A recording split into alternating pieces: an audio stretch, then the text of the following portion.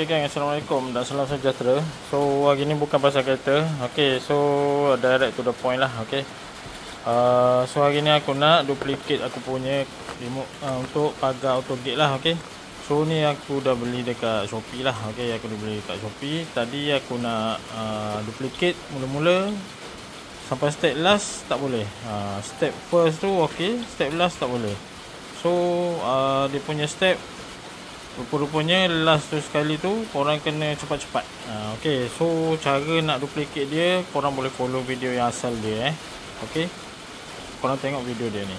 Okay, sekarang kita nak ajar copy remote DC motor. Ini remote baru, ni remote original. Okay, sekarang tekan yang hijau sampai lampu padam, jangan lepas. Tekan yang merah sampai lampu menyala. Okay, lepas tu tekan kiri kanan sampai lampu menyala, dia sudah masuk. Lepas tu dia sensor ada di sini bawah. Tekan sini bawah, dia sudah masuk.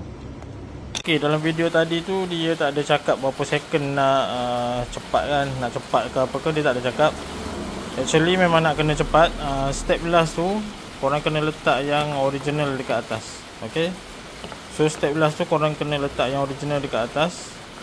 Jadi masa korang tekan dua ni, korang mesti cepat-cepat. Tekan atas, tekan bawah. Lepas tu lepas. Yang ni jangan lepas lagi tau. Lepas tu letak atas ni cepat-cepat, tekan dua ni. Dengan dalam 3 second dalam 3 second. Bila dia jadi dia akan nyala sini dengan sini sekali lah. Lepas tu baru boleh lah. So aku try tadi 2-3 kali, 4-5 kali tak boleh. Rupa-rupanya dia nak cepat.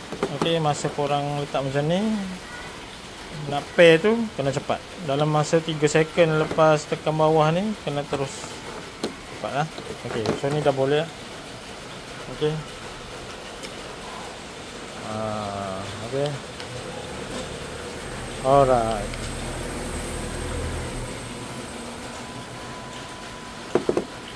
That's all.